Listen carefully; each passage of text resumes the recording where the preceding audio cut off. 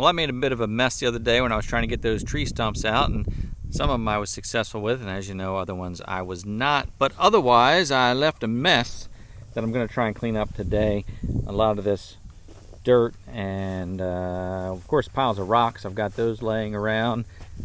Quite a few rocks that I was surprised how many were buried in there. I know we had some landmines when we were mowing, but there's a big pile there and another pile to the right. And then Ann and I went kind of crazy cutting the shrubs up front, thinking that we could possibly try and save them, but we're probably going to end up pulling them out because they're just overgrown. But we had this one in front of the house here that's just so big. It was as tall as the porch, and we thought, well, maybe we could trim it from the inside and cut it down and see if it fills in. But so now we have a big hollow bush out front here, but at least it's letting some more light in the house now. So that's going to be a project for another time. But I've got this mess to clean up. I mean, we were just cutting all kind of crazy stuff. So I'm going to get the tractor and clean that up. Guess I'll throw the wood chipper on and get rid of that because it just builds up so much. So stick around.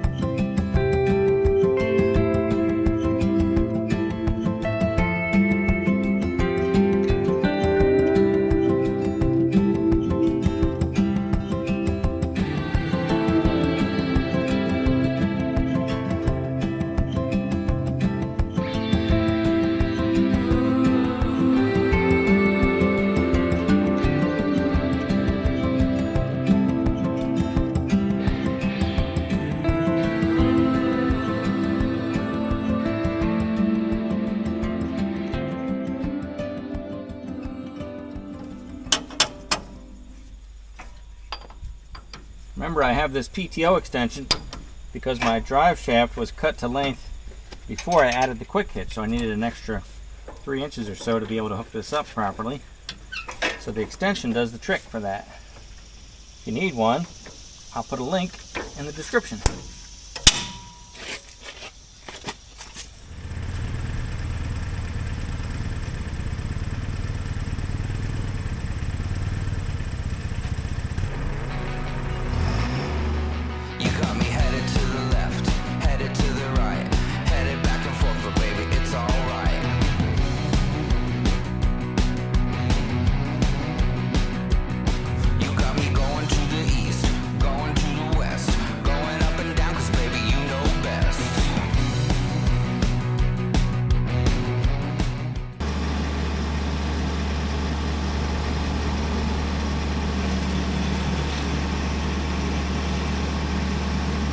It does not like that green brushy stuff, that's for sure. Well, I guess the boxwood is considered an evergreen, and I know the chipper does not like cedar, it does not like green pine, and it does not like boxwoods, at least unless they're completely dried out, I suppose. We cut these down a week or two ago, and you know, they're not really dried out yet. You have all those leaves at the top, and they just clog up the chipper. They get wrapped around the head, and I think what has happened now, I think I actually have jammed the head where so much stuff has gone around the drum and it's packed up on top now. When I try to feed into it, the drum can't lift up anymore and it just stops. So this thing is kind of a mess. I don't even know how to clean it out. What I have done in the past is just find a nice dry branch of some other tree and run that through, and it kind of helps clean it out as it goes. It pulls some of that mess down with it. So I may just have to go out and find some old limbs and run those through, but it's pretty messed up. This is not going smoothly, but it's going.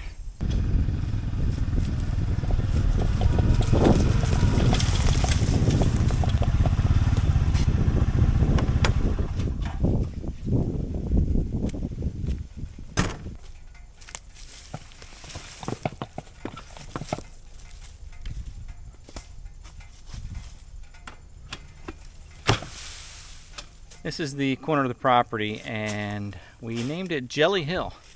And that's because, sadly, when we first got the property, our son and daughter-in-law lost their cat named Jelly, and they wanted the cat buried with us on the property. So this is the area, and this is where Jelly is now resting, so we named it Jelly Hill. Well, I was just bragging the other day that I only stalled the B2601 one time since I got the wood chipper, and that's because I didn't have the throttle at 540 RPM at the PTO. Anyway, I was just chipping some big branches in the field, and I got one wedged in there, stalled the tractor, and the problem is I can't back it out because the hydraulic motor for the drum works off the PTO. So in order to back it out, I need to have the PTO spinning. I can't spin the PTO because the branch is jammed in there. So I'm going to open this thing up and see if I can back it off manually.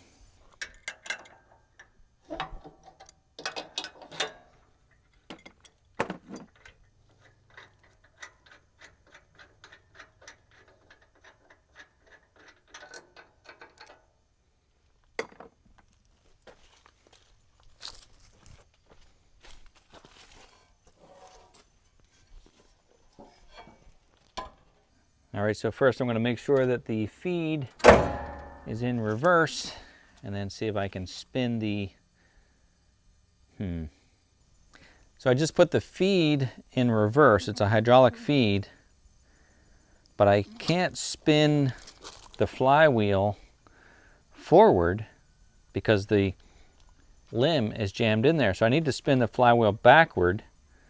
So should I put the feed forward? Because when I spin it, will it go backward? I don't know. Well, it's in reverse.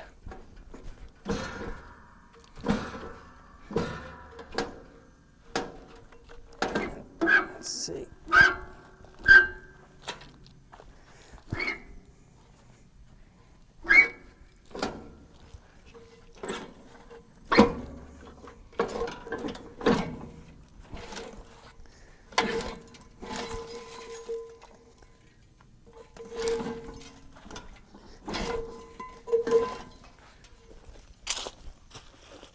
Well, that's enough. Since it spins, I can put this in neutral now. And now in neutral, it won't try to feed the log in, or the branch in, or the limb, whatever we're going to call that thing. So now I can spin this forward, and then I can hit that in reverse. So let's just put the cover back on and try to run it a little bit.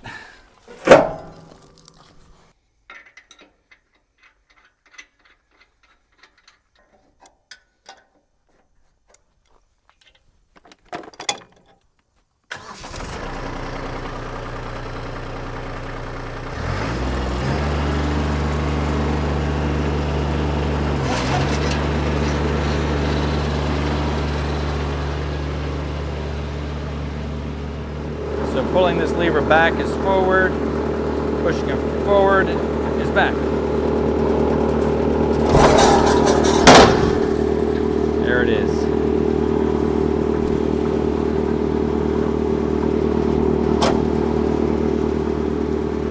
So if I slow down the feed rate, it should work. All right, so let's move into the grass and give it a try.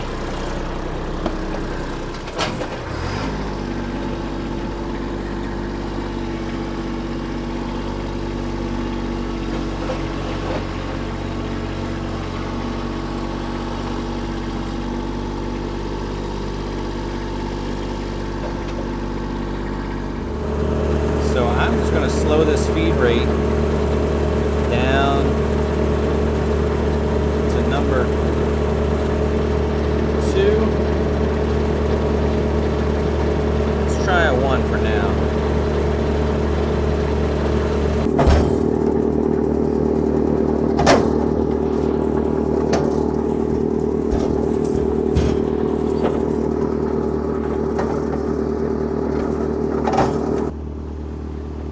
I'll tell you, the one thing I don't like about this wood chipper, and maybe they're all like this, but the intake wheel has ridges or teeth that take the branch in. And the depth of that tooth is probably 3/8 of an inch, not even a half an inch. It's very hard to have that wheel grab a big limb. Now this is supposed to be up to a 6-inch limb this would take. Now the tractor can't handle that, so I limit it to maybe 3 inches. But even a 3-inch limb, if it's cut off straight, it's hard to feed that in. So I think there should be a better design. I think maybe if those teeth were deeper so that as you push the limb in, it would catch it better. But as it is now, it just keeps slipping off of there, and it's really hard to get in there. So I'd like to see a better design on that. But if you keep pushing, eventually you get it. It's kind of a workout though.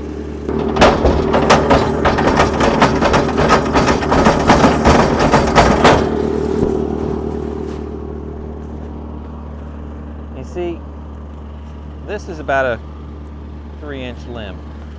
And that tooth on the intake wheel, the drum, is trying to grab onto here, but it's just slipping off. So again, if it was deeper, it might be able to get a better bite, but it just keeps slipping off. And it's very frustrating to try and get this in there.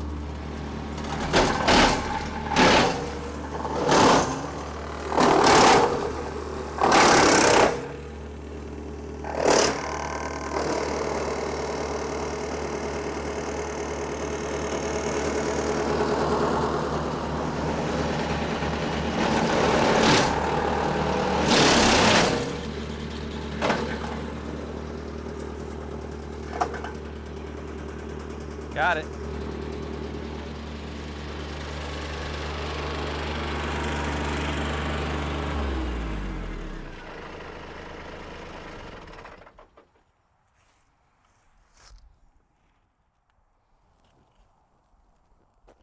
Now even with that slow feed rate that I have, still got some really big chips here from that.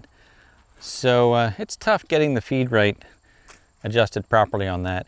Usually it's between number 2 and number 3 on that dial. I've never need to go any faster than that. You know, if you were chipping up 3/4 inch, a lot of 3/4 inch limbs and stuff, you probably could run that full speed. But anyway, I usually keep it set at number 3, and that works pretty well. So my biggest complaint with that chipper, as much as I love it and I love that chipper, my biggest complaint is that intake wheel is very difficult when you're trying to feed larger pieces in there.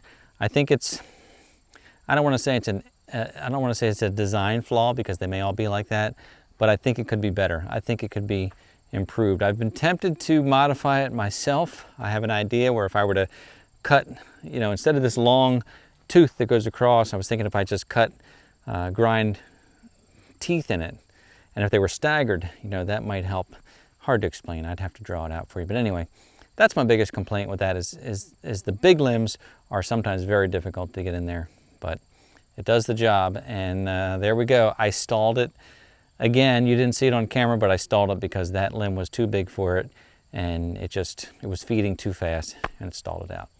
Anyway, did some good cleanup today. I appreciate you being here. Thanks for watching, and I look forward to seeing you next time.